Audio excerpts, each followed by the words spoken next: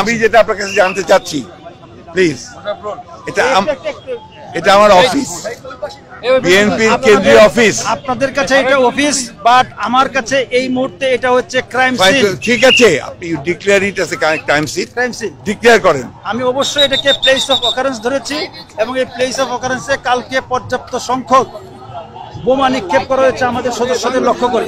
কাজে এইটা এখন এই মুহূর্তে আমাদের কাছে প্লেস অফ অকারেন্স হিসেবে এটা আমাদের জিম্মায়। আমি যেটা জানতে চাচ্ছি আপনি সেটা উত্তর দিচ্ছেন না, আপনি সেই উত্তরটা দিচ্ছেন। আমি যেটা জানতে চাচ্ছি, আমি তাহলে এখন এখানে যাওয়ার জন্য আপনাদের দিক থেকে কোনো অনুমতি নাই। আমার কাজ শেষ না হওয়া পর্যন্ত কাউকেই আমরা আমি যেটা জানতে চাই প্লিজ সেটা উত্তর দেন। তাহলে আমি এখন এখানে যেতে পারবো না। আমাদের কাজ শেষ না হওয়া পর্যন্ত স্ট্রেট বলেন যে আমাদের কাজ শেষ হয়নি, আপনি এখন যেতে পারবেন না। আমাদের ক্রাইম সিনের কাজ শেষ না হওয়া পর্যন্ত আমি কিন্তু আপনার কাছে যেটা প্লিজ আপনি আমাকে, আপনি যেমন বলছেন আপনি একজন সিনিয়র মানুষ, আমি আপনাকে চিনি, সিনিয়র মানুষ বলেই তো বলছি। আমি আমার দায়িত্ব, মাই অফিস। আপনি যদি বলেন না আমি যেতে পারবো না, আপনি সেটা বলে দেন। আপনার কাছে এটি আপনার অফিস হতে পারে, বাট এই মুহূর্তে আমার কাছে এটি হতে পারে মানে আমার অফিস তো আপনি জানেন। ইউআর এ প্লিজ, এই থামো। It is a response, you're a responsible. কি বলেন আপনি একজন রেসপন্সিবল পুলিশ অফিসার। আমি আপনাকে জানতে চাচ্ছি যে আমার কেন্দ্রীয় অফিস এটা বিএনপি। শেষ করি আমার প্রশ্নটা।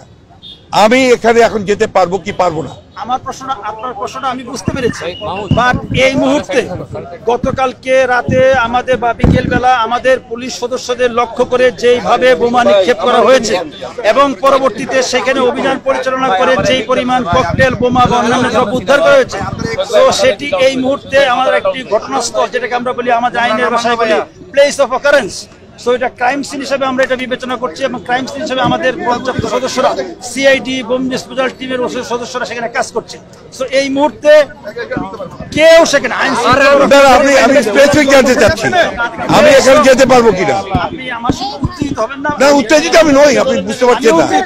আমি আপনার যাচ্ছি যে আপনি স্পেসিফিক আমাকে বলবেন ক্রাইম সিনের কাজ। ভাই আই হার্ড ইট,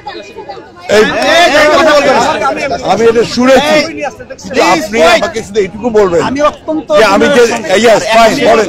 বিনয়ের সঙ্গে বলবো, ক্রাইম সিনের কাজ শেষ না হওয়া পর্যন্ত এইখানে কেউ অ্যালাউড না, nobody is allowed to go. ঠিক আছে, শুনেন, এখানে আপনার আমি যেটা জানতে চাইছি আপনার কাছে, আমি তো কেউ না, আমি একজন বিশিষ্ট এই দলের মহাসচিব। এটা আমার অফিস, কেন্দ্রীয় অফিস, এটা আমাদের প্রপার্টি। অবশ্যই আমরা অস্বীকার করছি না। আপনি শোনেন আমার কথা, আগে শোনেন। আপনি কিন্তু পলিটিক্যাল লিডারের মতো কথা বলছেন। No, don't talk like that.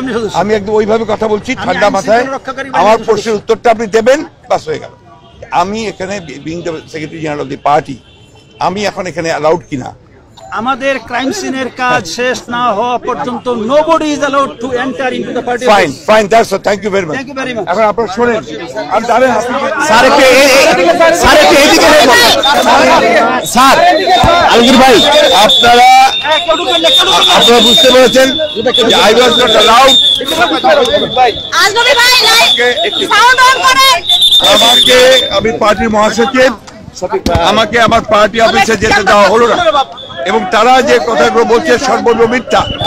আমাদের ওখানে কোনো আপনার বিস্ফোরক ছিল না, নাথিং ওয়াজ দেয়ার, এবং তারা নিজেরা ক্যারি করেছে কালকে রাত্রে ব্যাগে করে। আপনারা সেগুলো দেখেছেন করে। এখন তারা বলছে সবকিছু তারা দিয়েছে, আপনার কোনো বোমা মাত্র বলে নেই, কোথাও বোমা নেই, না, নবডি ডিড। এবং আমরা এটা সম্পূর্ণভাবে একটা চক্রান্ত পরিকল্পনা প্লট করে বিএনপিকে মেলাইন করার জন্য আমাদের 10 তারিখের যে শান্তিপূর্ণ সমাবেশ, সেই সমাবেশকে পুরোপুরি নস্যাৎ করে দেওয়ার জন্য এটা সরকারের হীন পরিকল্পনা, চক্রান্ত, গণতন্ত্রকে ধ্বংস করবার জন্য, মানুষের অধিকারকে ধ্বংস করার জন্য।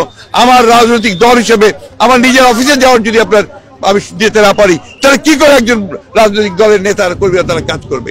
একটা লিবারাল ডেমোক্রেটিক পার্টি, তার সাংবিধানিক অধিকার হচ্ছে যে সে তার স্বাভাবিক রাজনৈতিক কর্মকাণ্ড পরিচালনা করবে।